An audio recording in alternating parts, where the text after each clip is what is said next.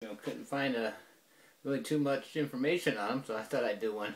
I've gone through a lot of insoles and stuff, so this is what I ended up with after thousands of hours at SUPERfeet and hiking, backpacking insoles. So here's my collection of shoes here, and this is what I've settled on mainly for hiking. Is the SUPERfeet, the copper DMP. They kind of mold your fit and stuff. Now I have about a medium arch. Could tend to be low, but you do need to wear these for a week or two and get used to them to build your arch up, and it does help to get rid of plantar fasciitis, whatever it's called, where your back of your heel hurts, and I'm comfortable now. So this is what I'm sticking with: copper DMP SUPERfeet premium insole. Kind of the most expensive one they got, I think. It's pretty expensive, but anyway, let me show you.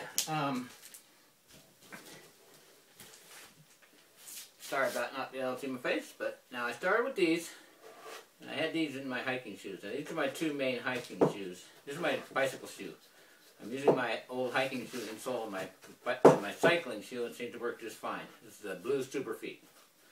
Okay, so I'm keeping that in my cycling shoes, keeping it. It's one of the cheaper ones, So I'm going to keep that in there, and my shoe's not cheap, but the thing is, you got the cleat on the bottom, cycling shoe, mountain biking, and road biking. And so that's that one.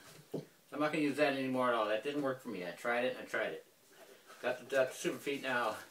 The shoe makes a difference too. These are my Vascu. I don't know what they're. Gore-Tex. These are actually made by Red Wing, and they have a. See, here's the copper SUPERfeet.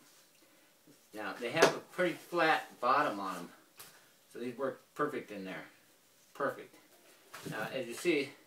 You're starting to get, again, you probably can't see it, but these form to your feet. You have 3 different layers. You cut them to size, and on a lot of them you have to use heat. On these you don't use heat, and they form to your foot with use. So I got a dimple there and a dimple there, and it form into my foot, so it works pretty good. Now one thing with SUPERfeet, they do raise your foot up.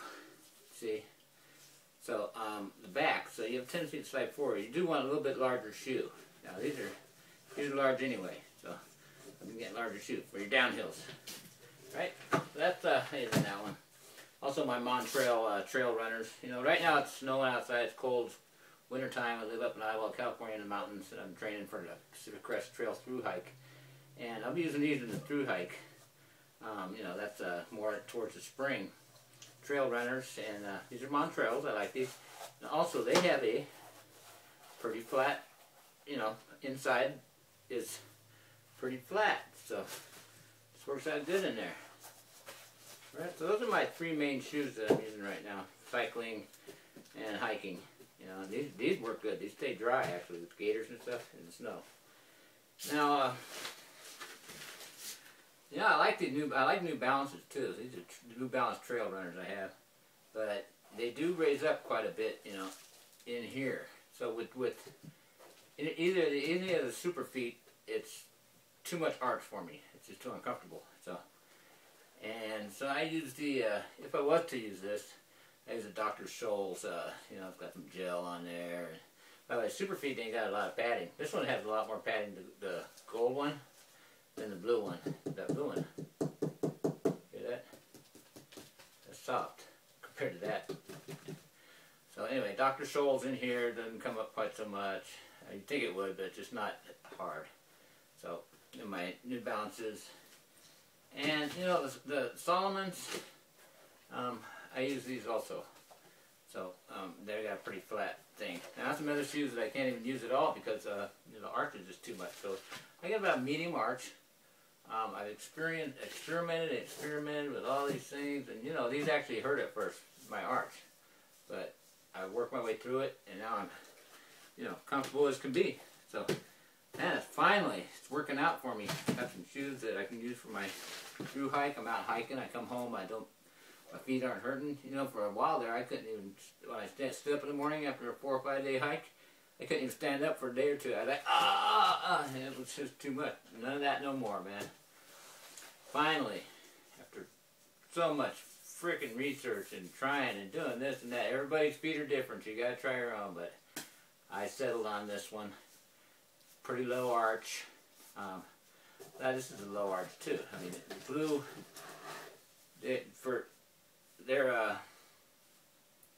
you know, compared, they have a high arch one. Man, I couldn't wear that. That'd kill me. So, you know, these are the, from low to medium arch, it says.